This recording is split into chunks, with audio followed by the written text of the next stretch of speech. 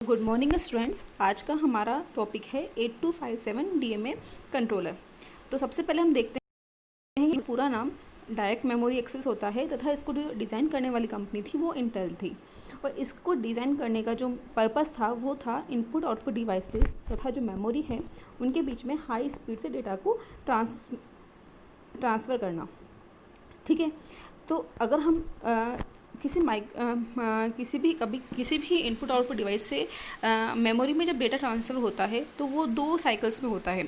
सबसे पहले जो इनपुट आउटपुट डिवाइसेस होती हैं वो सीपीयू या माइक्रो प्रोसेसर को रिक्वेस्ट भेजती है, एंड देन माइक्रो प्रोसेसर ये जो सीपीयू जो होता है वो मेमोरी से इंटरेक्ट करता है और उसके बाद दोनों के बीच में डेटा का ट्रांसफ़र होता है।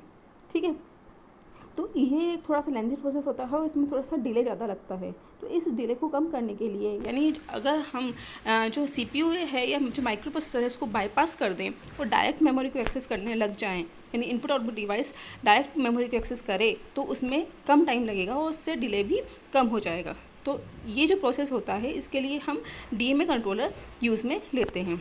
ठीक है, तो डीएमए कंट्रोलर क्या करता है कि ये सीपीयू को होल्ड कर देता है तथा जितना भी जो भी एड्रेस बस, डेटा बस तथा कंट्रोल बस होती है उसका जो कंट्रोल होता है वो खुद अपने ऊपर ट्रांसफ़र करवा लेता है। और जब जो भी कंट्रोल है, सिस्टम बस इसका जो कंट्रोल है वो डीएमए कंट्रोलर के पास आने के बाद input output device direct memory को एक्सेस कर सकती है और तथा डेटा को ट्रांसफ़र तथा रिसीव कर सकती है। ठीक है, तो अगर हम डीएमए ऑपरेशंस को देखें कि डीएमए का जो पूरा जो प्रोसेस है वो किस टाइप से परफॉर्म किया जाता है, तो हम देखते हैं कि सबसे पहले अगर किसी इनपुट आउटपुट डिवाइस के पास डेटा है जो कि वो मेमोरी में भेजना चाहती है या मेमोरी से कोई डेटा रीड करना चाहती है, तो वो सबसे पहले डीएमए कंट्रोलर को एक रिक्वेस्ट सिग्नल भेजती है जिसको बोलते हैं डीएमए रिक्वेस्ट या डीआरक्यू, इसको शॉर्ट फॉर्म में बोलते हैं डीआरक्यू। ठीक है, जब डीएमए कंट्रोलर के पास इस टाइप का कोई रिक्वेस्ट आती है तो डीएमए कंट्रोलर सीपीयू या फिर हम यहाँ पे बोल सकते हैं माइक्रो प्रोसेसर को एक होल्ड रिक्वेस्ट सिग्नल भेजता है जिसको बोलते हैं एचआरक्यू। ठीक है, अगर माइक्रो प्रोसेसर जो अपना कंट्रोल है वो डीएमए कंट्रोलर को शिफ्ट करने के लिए रेडी हो जाता है तो वो एक सिग्नल भेजता है डीएमए कंट्रोलर को जिसको बोलते हैं होल्ड एक्नॉलेजमेंट। होल्ड एक्नॉलेजमेंट मतलब कि मैंने अपना जो जितना भी होल्ड था, यानी मेरा जो जितना भी कंट्रोल था सिस्टम बसेस के ऊपर वो मैं अब तुमको ट्रांसफ़र करता हूँ। यानी वो पूरा का पूरा जो कंट्रोल होता है वो सीपीयू डीएमए कंट्रोलर को ट्रांसफ़र कर देता है तथा सीपीयू खुद होल्ड स्टेट में चला जाता है। ठीक है,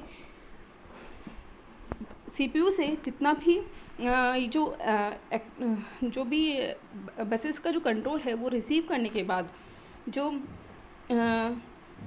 डीएमए कंट्रोलर होता है वो वापस से इनपुट आउटपुट डिवाइसेस को इन्फॉर्म करता है कि हाँ अब तुम लोग अब जो दोनों इनपुट आउटपुट डिवाइस तथा मेमोरी के बीच में डायरेक्ट ट्रांसमिशन हो सकता है। उसके लिए वो एक एक्नॉलेजमेंट सिग्नल भेजते हैं जिसको बोलते हैं DACK, यानी डीएमए एक्नॉलेजमेंट। ठीक है, तो ये एक पूरा प्रोसीजर है। उसके बाद ही, यानी ये 4 सिग्नल एग्जीक्यूट होने के बाद ही इनपुट आउटपुट डिवाइस तथा जो मेमोरी होती है उनके बीच में डायरेक्ट डेटा ट्रांसमिशन होना स्टार्ट हो जाता है। ठीक है, अब हम देखते हैं कि 8257 के मेन फीचर्स या प्रोमिनेंट फीचर्स कौन कौन से हैं। तो 8257 के अगर हम प्रोमिनेंट फीचर्स की बात करते हैं तो 8257 के पास 4 चैनल्स होते हैं। ठीक है, तो 4 चैनल्स का मीनिंग क्या है कि 4 डिवाइसेस को एक साथ सर्व किया जा सकता है, या फिर हम दूसरे शब्दों में कह सकते हैं कि 4 डिवाइसेस डीएमए कंट्रोलर के थ्रू मेमोरी में डेटा को ट्रांसफ़र कर सकती है या मेमोरी से डेटा को रिसीव कर सकती है। ठीक है, अब सेकेंड जो फीचर है वो है कि हर एक जो चैनल होता है, 4 चैनल होते हैं, 4 चैनल में हर एक चैनल के पास 2 रजिस्टर्स होते हैं 16 बिट के। जो फर्स्ट रजिस्टर होता है उसको बोलते हैं एड्रेस रजिस्टर और जो सेकंड रजिस्टर होता है उसको बोलते हैं काउंटर रजिस्टर। जो 16 बिट का जो एड्रेस रजिस्टर होता है वो एड्रेस को होल्ड करने के लिए काम में लिया जाता है, प्लस जो काउंटर रजिस्टर होता है उसके 2 बिट्स ऑपरेशन को डिसाइड करती है तथा 14 बिट काउंटर के लिए यूज़ में ली जाती है।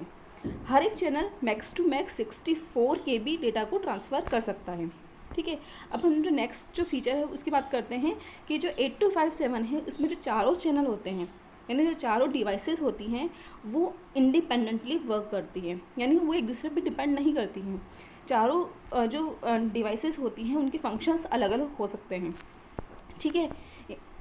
अब हम बात करते हैं कि मेन ऑपरेशंस कौन से होते हैं। जो मेन ऑपरेशंस होते हैं रीड ट्रांसफ़र, राइट ट्रांसफ़र और वेरीफाई ट्रांसफ़र, यानी वो मेमोरी से डेटा को रीड कर सकती हैं, मेमोरी में डेटा को राइट कर सकती हैं और जो ट्रांसफ़र हुआ है उसको वेरीफाई कर सकती हैं, ठीक है। तो मेनली हर एक डिवाइस मेन जो ऑपरेशंस होते हैं वो 3 होते हैं। तो काउंटर रजिस्टर के जो 2 बिट्स होते हैं वो ये तीनों जो ऑपरेशंस हैं उनको डिसाइड करने के लिए यूज़ में लिए जाते हैं, ठीक है। अब हमने पहले देखा था कि जनरली डीएमए कंट्रोलर हर एक चैनल से 64 KB मैक्सिमम डेटा ट्रांसफ़र कर सकता है, लेकिन इसमें ये इसका एक फ़ीचर भी है कि हर 128 बाइट ट्रांसफ़र होने के बाद, यानी हर 128 बाइट अगर डेटा ट्रांसफ़र हो जाता है किसी भी चैनल से मेमोरी में, तो डीएमए कंट्रोलर क्या करता है, एक मार्क सिग्नल जनरेट करता है। वो केवल या मार्क सिग्नल 128 या 128 के मल्टीपल टाइम्स में एक मार्क सिग्नल जनरेट करेगा, जो कि केवल एक सिंक्रोनाइजेशन के लिए यूज़ में लिया जाता है, ठीक है। और जो चारों चैनल्स होते हैं वो एक सिंगल फेस क्लॉक के थ्रू कनेक्टेड होते हैं, जो कि हम ऑलरेडी जानते हैं कि क्लॉक का ये क्या यूज़ होता है, वो एक सिंक्रोनाइजेशन प्रोवाइड करवाती है। और जो क्लॉक की जो फ्रीक्वेंसी रेंज होती है वो 250 हर्ट्ज से 3 मेगाहर्ट्ज तक हो सकती है। अब हम देखते हैं कि जो डीएमए कंट्रोलर होता है वो मेनली 2 मोड्स में काम करता है। पहला है मास्टर मोड और दूसरा है स्लेव मोड। मास्टर मोड किस कहते हैं, जब डीएमए कंट्रोलर को सिस्टम बसेस का कंट्रोल मिल जाता है, ठीक है, उसने HRQ रिक्वेस्ट भेजी और CPU ने उसको HLD सिग्नल वापस भेज दिया। इट मीन्स सारा जितना भी कंट्रोल है सिस्टम बसेस पर, जितना भी कंट्रोल है वो हमारा DMA के पास आ जाता है। तो अब क्या होता है कि DMA मास्टर हो जाता है, उसके ऊपर CPU का कोई भी कंट्रोल नहीं होता है, CPU होल्ड स्टेट में चला जाता है। तो इसको बोलते हैं मास्टर मोड। और यदि CPU ने जो DMA कंट्रोलर है उसने उसको होल्ड रिक्वेस्ट भेजी, लेकिन CPU ने उसको HLD सिग्नल नहीं भेजा है, तो इस कंडीशन में जो माइक्रो प्रोसेसर है वो मास्टर की तरह काम करता है तथा DMA कंट्रोलर उसके स्लेव की तरह काम करता है। जो भी इंफॉर्मेशन या जो भी इंस्ट्रक्शन माइक्रो प्रोसेसर जो भी इंस्ट्रक्शन माइक्रो प्रोसेसर देता है, जो DMA कंट्रोलर उन सारे इंस्ट्रक्शंस को फॉलो करता है, ठीक है। और जो भी इंफॉर्मेशन CPU को चाहिए होती है वो इंफॉर्मेशन वो CPU को प्रोवाइड करवाता है, ठीक है। तो ये तो सारे इसके प्रोमिनेंट फीचर्स हो गए, जो मेन फीचर्स हैं 8257 के। अब हम नेक्स्ट क्लास में देखेंगे कि 8257 का आर्किटेक्चर क्या है। यानी अगर हम यहाँ पर देखते हैं ये जो मेन आर्किटेक्चर है, तो इसमें भी 4 चैनल्स दिए हुए हैं, चैनल 0, चैनल 1, चैनल 2 और चैनल 3, ठीक है। तो जैसे कि मैं फीचर्स में बता चुकी हूँ कि इसमें 4 चैनल होते हैं, चैनल 0, चैनल 1, चैनल 2 और चैनल 3, ठीक है। और उसके बाद हम देखेंगे नेक्स्ट क्लास में इसका 8257 का पिन डिस्क्रिप्शन। तो 8257 भी एक 40 पिन की IC होती है, और 40 पिन की IC में जो 40 पिन्स होती है उनका अलग अलग काम होता है। तो हम नेक्स्ट क्लास में वो सब देखेंगे। इस क्लास में बस इतना ही। Thank you.